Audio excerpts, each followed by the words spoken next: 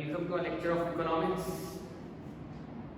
chapter number 2, utility analysis. हमने start किया था, याद है आपको? यस। चैप्टर में हमने देखा था कि बहुत सारे फीचर्स थे। उसके पहले हमने यूटिलिटी का मतलब समझा था। पहले दो लेक्चर में हमने यूटिलिटी के कुछ अलग अलग कंसेप्ट समझे थे। फिर उसके बाद फर्स्ट और सेकंड लेक्चर में हमने फीचर समझे। फीचर के बाद टाइप्स ऑफ यूटिलिटी थे। रिकॉल करो बच्चों, रिकॉल करो। टाइप्स ऑफ यूटिलिटी के बाद हमने दो कंसेप्ट पढ़े थे, that is total utility and marginal utility. उसी पे हमारा आज का डिस्कशन चलने वाला है, total utility and marginal utility पे। Total utility, sum of all the utilities is known as total utility. Sum of all the utility is known as total utility.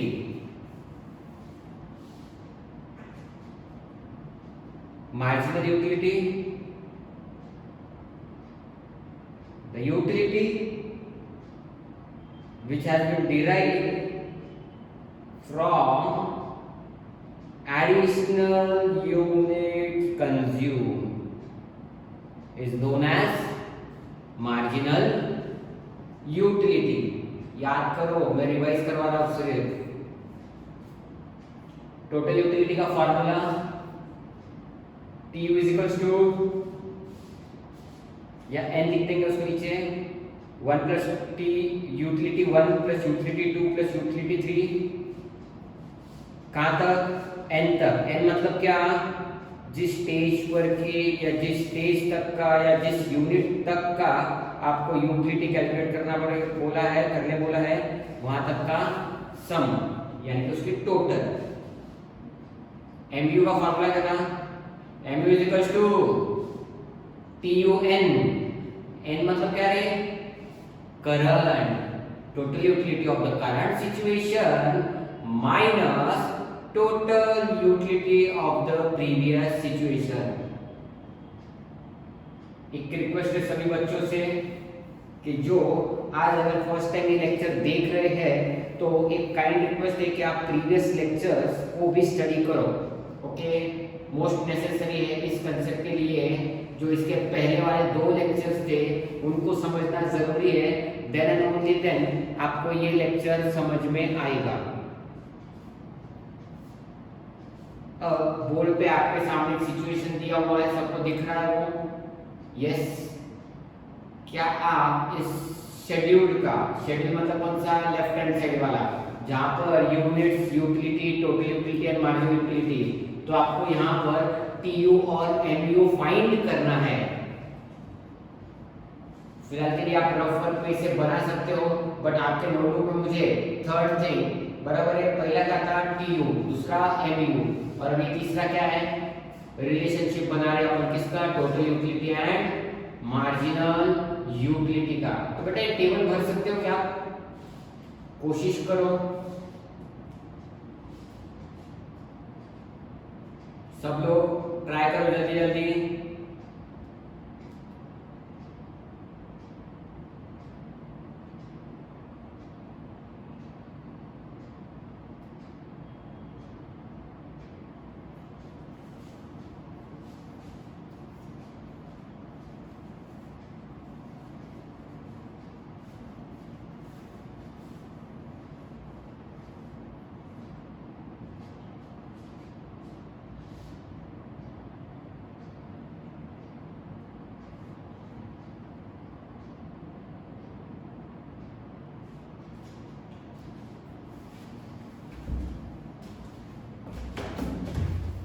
Sir की सिर्फ आवाज ही आ रही थी, सर दिख तो नहीं रहे थे।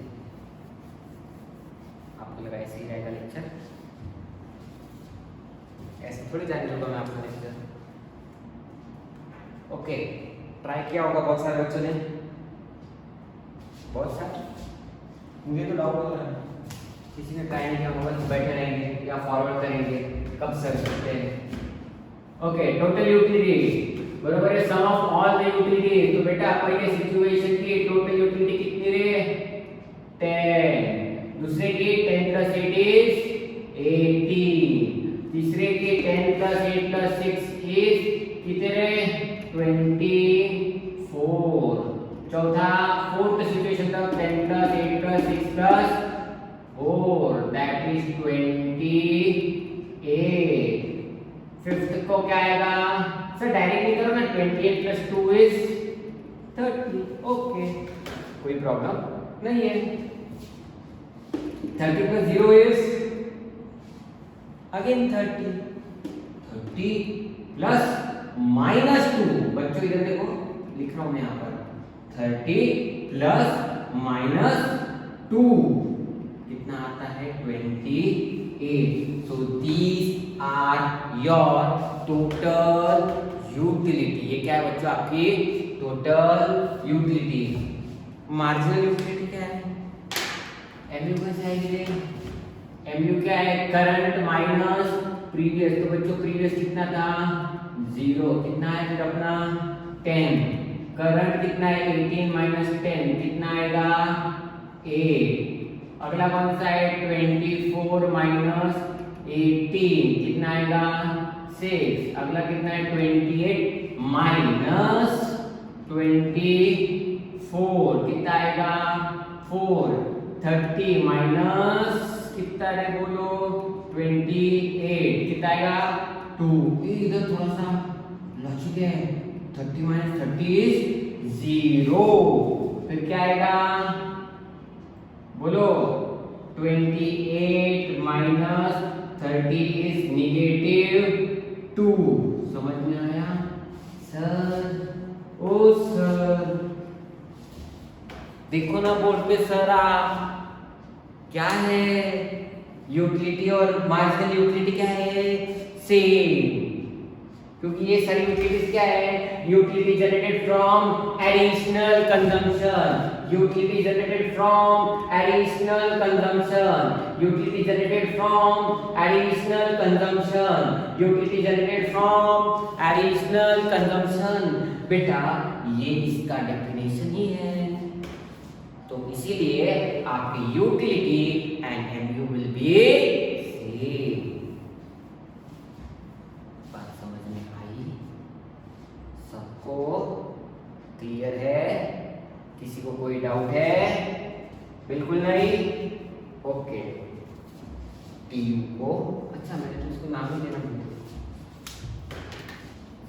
टीयू को और एमयू को अभी हम इस डायग्राम पे रिप्रेजेंट करेंगे। उसके पहले हम इन एक्सिस को नाम दे देते हैं। एक एक्सिस जो रहेगी वो आपकी एक्स एक्सिस रहेगी, एक एक्सिस जो रहेगी वो आपकी वाई एक्सिस रहेगी एंड उसका रहेगा ओरिजिन।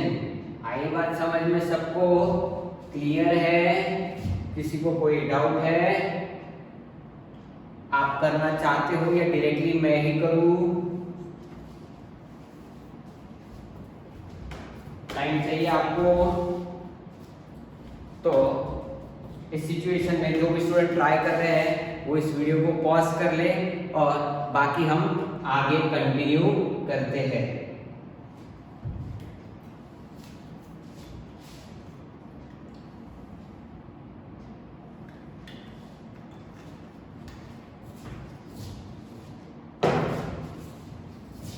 बच्चों इसको बोलते हैं हम x एक्सिस और इसको बोलते हैं हम y एक्सिस।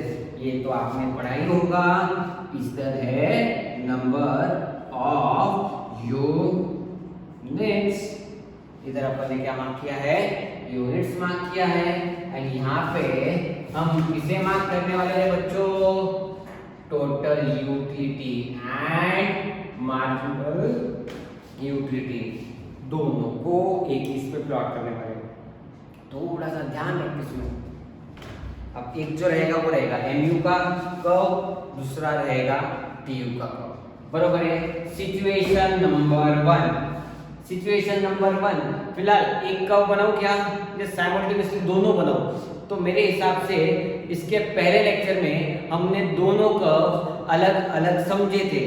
यहाँ पे हम रिलेशनशिप कर रहे, इसलिए अपन दोनों कर्व को साथ में ही बनाएंगे। ओके ठीक है, चलेगा। पहला तो है पॉइंट कहाँ पे टी रहेगा 10 और एमयू भी क्या रहेगा 10।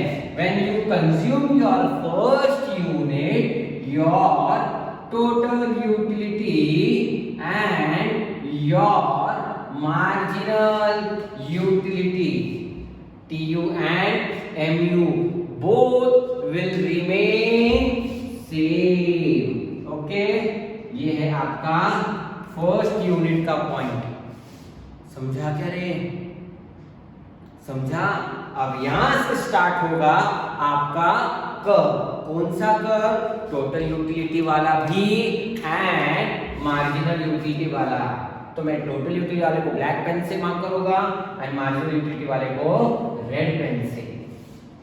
तो भाई देखते हैं सेकंड यूनिट कंज्यूम किया तो बेटा टोटल यूटिलिटी थी तुम्हारी कुछ 18 के तरफ। ओके, एंड उसी वक्त आपका एमयू जो था वो कितना था रे बच्चों? 8 है क्या? 8 और 18। थर्ड यूनिट के वक्त एट द थर्ड सिचुएशन आपकी टीयू कितनी थी? 24। तो मैं पहले टीयू को मार्क करने जाऊं क्या रे? 24 and at the same time your MU will be कितना रे? 6। somewhere here ग्राफ में आपका एग्जैक्ट आएगा। उसके बाद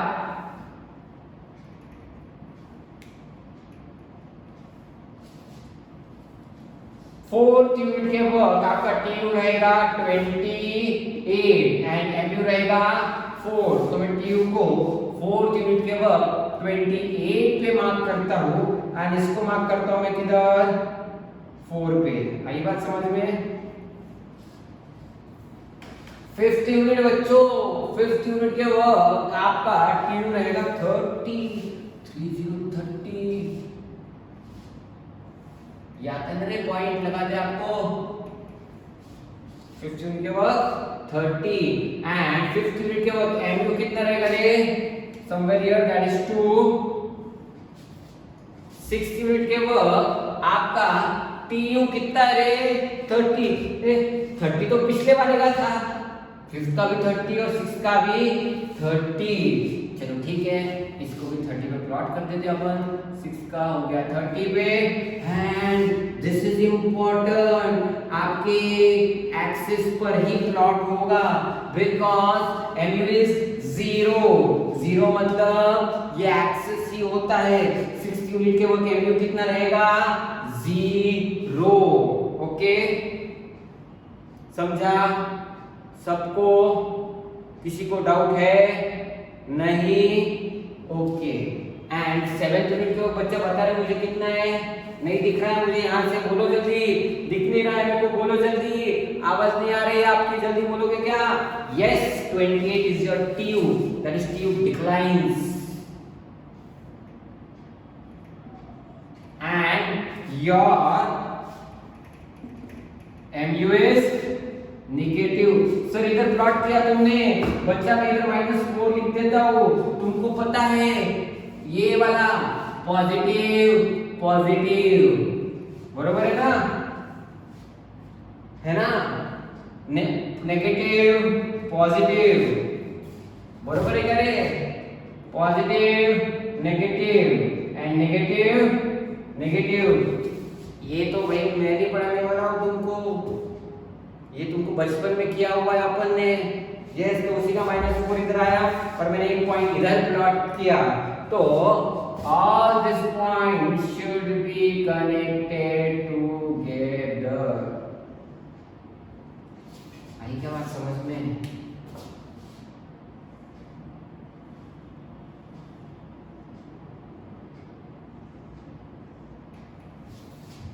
सब लोग ध्यान से देखोगे इस कर्व को। This is your TU curve, this is your MU curve। बात समझ में आई क्या? अगर चाहते हो तो आप आपका PDF भी ओपन करके देख सकते हो।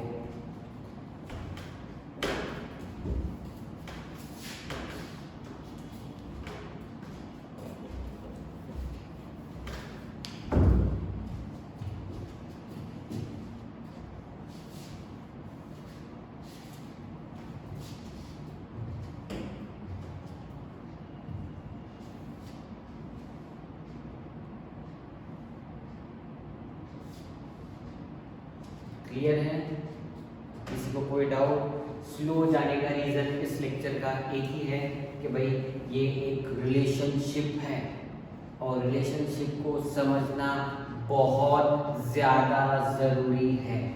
अब एक एक करके आपके टेक्स्ट बुक के हिसाब से रिलेशनशिप स्टडी करते चलते हैं। तो सबसे पहला रिलेशन मैं बुक में देखता हूँ, बुक बोलती है पेज नंबर 11 पर, बुक बोलती है पेज नंबर 11 पे टोटल यूटिलिटी, बुक बोलती है total utility and marginal utility of the very first unit. इसका फर्स्ट यूनिट का total utility and marginal utility of first unit. बोलो जल्दी, बोलो जल्दी। Are same. इसलिए तो देखो ना, इधर दोनों पॉइंट 10-10 पे ही प्लॉट हुए हैं फर्स्ट यूनिट का। समझा? क्लियर है? The total utility and the marginal utility of the first unit are always same. समझा? सेकेंड, अगर देखते as the consumer consume further unit, further unit, further unit, as the consumer consume further units of X, the total utility, बोलो the total utility, बोलो the total utility, बोलो increases. क्या है? Increases. And marginal utility decreases. क्या है? Marginal utility decreases. थोड़ा सा technical भाषा लगाते हैं अपन यहाँ पर, इकोनॉमिक सब्जेक्ट है तो टेक्निकल वर्ड यूज करना पड़ेगा ना। एज द यूनिट और consumption of the unit increases, the total utility increase तो हो रही है, इंक्रीज हो रही है, बट स्पीड क्या है? अब बेटा 10 है तो 20 होना चाहिए था, 20 से 30 होना चाहिए था, 30 से 40 होना चाहिए था, 40 से 50, 60, 70 एंड 70 तक आना चाहिए था। बट अपना क्या हो रहा है? 10, 18, 24। यानी कि जो स्पीड है, जो स्पीड है वो क्या है? स्लो है। कैसी है? Increasing speed, that is the increase in TU, that is मतलब क्या? जो पीटीयू का जो ग्रोथ है, जो स्पीड है वो क्या है? स्लो है। तो यहाँ पर वर्ड अपन क्या यूज करेंगे पता है क्या? कौन सा वर्ड यूज करेंगे? when the TU increases, as the unit increases, the TU increases, but word सुनो, but at a diminishing rate। मतलब क्या? रेट क्या? उसका स्पीड का रेट क्या है? स्लोली जा रहा है वो, उसकी जो ग्रोथ हो रही है वो क्या है? स्लोली जा रहा है। देखो इसलिए ये कर्व थोड़ा सा स्टीप होते जा रहा है। मेरे बोर्ड पे समझेगा नहीं, अगर आप आपके बुक में देखोगे तो आपको समझ में जाएगा। एग्जैक्टली स्ट्रेट लाइन में ऊपर नहीं जाएगा। And MU decreases, MU also decreases. MU क्या हो रहा है बच्चों? डिक्रीज हो रहा है। TU की स्पीड क्यों स्लो है? क्योंकि MU की डिक्रीज की स्पीड भी स्लो है। आई बात समझ में? सो सेकेंड, अगर आपने बुक में देखते हैं, as the consumer consume further unit of X, the total utility increases but at a diminishing rate and marginal utility also diminishes. Marginal utility को डिक्रीज वर्ड यूज किया नहीं है। कौन सा वर्ड यूज किया है? डिमिनिशेस। क्या वर्ड यूज किया है? डिमिनिशेस। उसके बाद अगर अपन तीसरा देखेंगे, एट ए पर्टिकुलर स्टेज, मतलब कोई तो भी एक स्टेज पर, at a particular stage total utility reaches to maximum,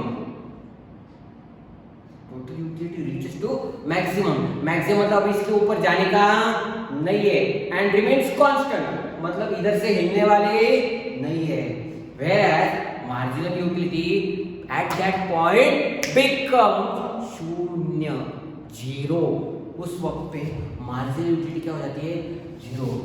total utility when reaches maximum it remains constant, it remains constant. 30-30 में प्लॉट हुए दोनों, समझा क्या रे? ये कौन सा यूनिट है रे? यूनिट कौन सा है? 5th एंड 6th का, 5th एंड 6th का। Total utility reaches maximum and remains constant, constant मतलब क्या, वही लेवल पे रहना। एंड इस सिचुएशन पे जब टीयू आता है, जब टीयू कांस्टेंट होता है, मतलब टीयू में क्या है, ग्रोथ हुई नहीं है, तो प्लस क्या हुआ है, 0। 30 प्लस 0 इज 30, इसीलिए 5th और 6th क्या है, 30। तो at this stage your marginal utility, जब आपका टीयू कांस्टेंट होता है तब आपका एमयू क्या रहेगा, 0। क्या रहेगा, एमयू 0, एमयू क्या रहेगा बच्चे स्टेज पर, 0। When your TU reaches the maximum point and becomes constant, at this point, your MU is 0. Your MU is 0. अगला पॉइंट अगर अपन देखते हैं तो बोला गया है, after this point an additional unit further consumed। एक चीज तो मैं बताना ही रह गया आपको इसमें, हाईएस्ट पॉइंट कांस्टेंट, बट इधर क्या हुआ बच्चों, 0 है तो 0 किधर प्लॉट होगा तुम्हारे एक्स एक्सिस पे, at this time MU become 0 मतलब एमयू किधर प्लॉट होगा, एक्स एक्सिस पे। Further after consuming the 6th unit, if 7th unit is given, 7वां यूनिट दिया गया है आपको, तो आपका जो टीयू है वो क्या होगा, डिक्रीज होगा। क्या होगा, डिक्रीज होगा। क्यों? क्योंकि बेटा अभी तुमको कंज्यूम करने की जरूरत नहीं है। आपने इसमें पानी का ग्लास बेटा जुड़वा भाइयों ने, एक भाई ने दूसरे को दे दिया था, कुणाल ने कौशिक को दे दिया था शायद से, याद है क्या तुमको? तो पैसे तो गए ना कुणाल के, बट कंज्यूम किसने किया, कौशिक ने। तो इसीलिए निगेटिव यूटिलिटी जनरेट हुई। सो निगेटिव यूटिलिटी का इंपैक्ट, इसका नेगेटिव यूटिलिटी का इंपैक्ट टोटल यूटिलिटी पे क्या होता है, टोटल यूटिलिटी तुम्हारी क्या होती है, डिक्रीज होती है। और ये जो शेडेड पार्ट है नीचे वाला, ये जो शेडेड पार्ट है टेक्निक में भी अगर आप देखोगे तो इसको बोलते हैं दिस यूटिलिटी। एंड जब ये कांस्टेंट रहता है यानी कि टीयू इंक्रीज नहीं होता है, पॉइंट ऑफ सैटिस्फैक्शन, सैटिस्फैक्शन मतलब क्या, maximum satisfaction. Point of maximum satisfaction कौन सा है रे, is my 6th unit. 6th unit shows that I am fully satisfied. इसके ऊपर मुझे यूटिलिटी मिलने वाली नहीं है। तो 6th यूनिट ने जब आपको कोई यूटिलिटी जनरेट करके नहीं दी, तब जाके आपको पता चला कि इसके बाद मुझे कोई यूटिलिटी मिलने वाली नहीं है। क्लियर है सबको? किसी को कोई डाउट है? नहीं? ओके, और कुछ पॉइंट बोलता है क्या, बुक देखता हूं मैं।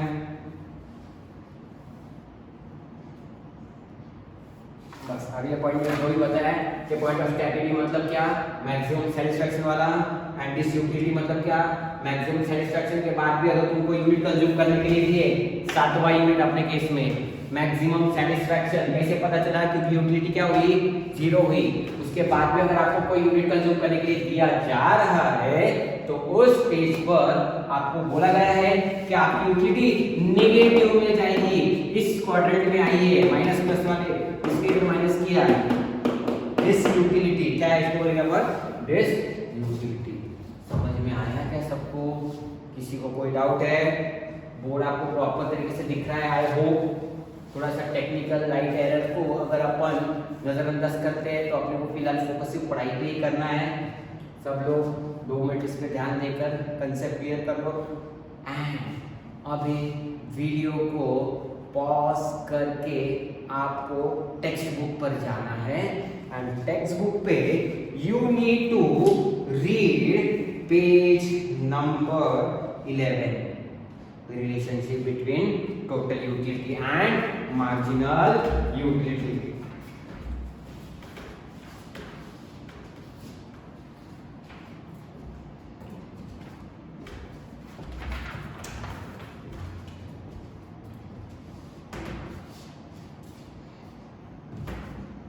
सब लोग बोर्ड पे सारा डेटा ध्यान से देखोगे।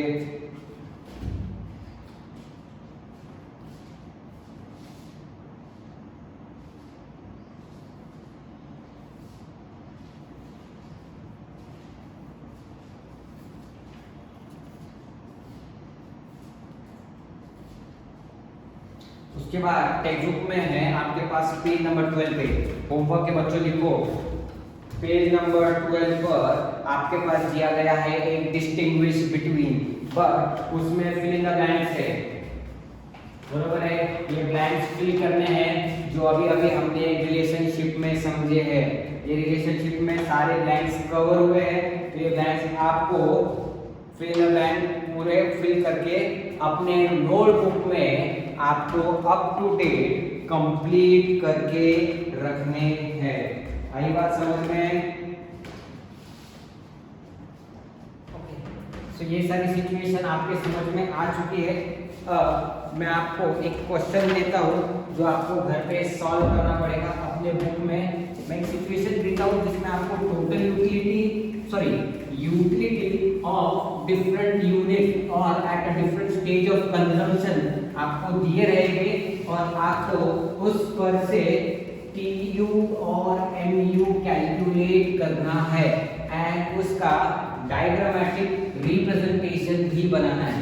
तो ये है आपका क्वेश्चन जिसमें दिया हुआ है यूनिट X, उसका फर्स्ट कंजम्पशन, उसका सेकंड कंजम्पशन, उसका third consumption, fourth consumption, fifth and sixth consumption. Okay, समझ में आएगा सबको? ओके, फर्स्ट कंजम्पशन अगर हम लेते हैं तो 15 रुपी आपको पे करने पड़ेंगे to consume first unit. Second unit अगर कंज्यूम कर रहे हो तो भी कितने पे करने पड़ेंगे? थर्ड यूनिट कंज्यूम कर रहे हो तो भी कितना पे करना पड़ेगा? फोर्थ यूनिट कंज्यूम कर रहे हो तो भी कितना पे करना पड़ेगा? फिफ्थ को एंड सिक्स्थ को। क्यों? क्योंकि बेटा सेम कमोडिटी हमें करनी है यहाँ पर कंज्यूम। क्या करनी है? कमोडिटी कैसे होनी चाहिए? सेम को इकोनॉमिक्स के भाषा में कौन सा वर्ड है? होमोजीनियस। कौन सा वर्ड है? होमोजीनियस। इससे जनरेट होने वाली यूटिलिटी जो है, पहले की अगर मैं लेता हूँ 15, दूसरे की है 12, तीसरे का है 9, उसके बाद 5, उसके बाद 0 एंड 0 के बाद -3। आई बात समझ में? ये है आपका सिचुएशन। कैलकुलेट करना है बच्चों आपको TU एंड MU। क्वेश्चन लिख लोगे एंड इस पर से आपको बुक में आंसर बनाना है। क्या क्या बनाओगे आंसर में? ये स्केड्यूल भी एंड इसी के साथ इसका डायग्रामेटिक रिप्रेजेंटेशन।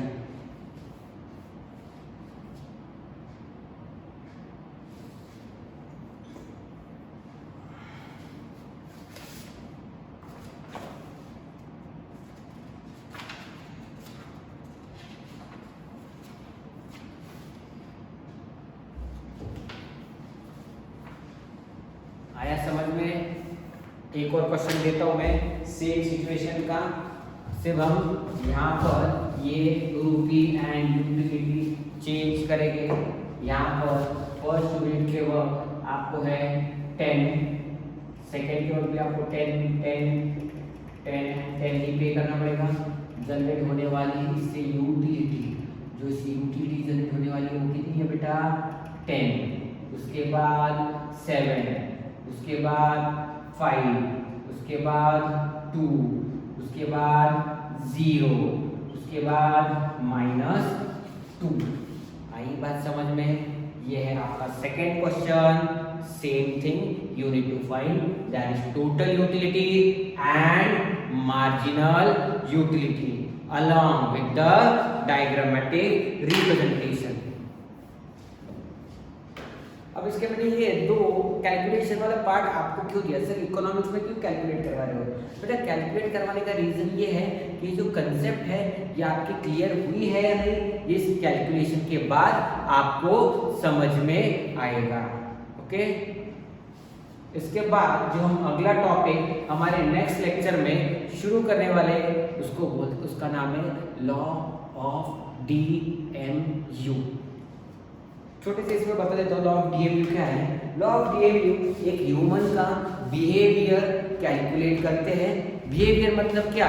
तो लॉ ऑफ डीएमयू ने समझा है कि अगर एक इंसान को continuous consumption of homogeneous unit दिया जाता है तो उसकी क्या होती है, यूटिलिटी एक डिक्रीज होती है। एवरी यूनिट कंजम्पशन, हर एक यूनिट कंज्यूम करने के बाद अगले यूनिट से जो जनरेट होने वाली यूटिलिटी है वो क्या होती रहती है, डिक्रीज होती रहती है। आई बात समझ में? ये छोटा सा एक लाइन में मैंने आपको थोड़ा सा लॉ ऑफ डीएमयू के बारे में आइडिया दे दिया है, जो हम हमारे नेक्स्ट लेक्चर से स्टार्ट करने वाले हैं। Next lecture is again an important lecture, क्यों? क्योंकि उसमें लॉ है। अगर आप टेक्स्ट बुक के पीछे एक्सरसाइज में जाकर आखिरी क्वेश्चन देखने वाले हो तो बेटा ये तो लॉ का ही क्वेश्चन दिया हुआ है, इसलिए थ्योरेटिकल पॉइंट से ये जो आंसर है अगला जो हम पढ़ने वाले हैं वो ब्रीफ के लिए आपको आ सकता है। आई बात समझ में? Thank you and have a nice day.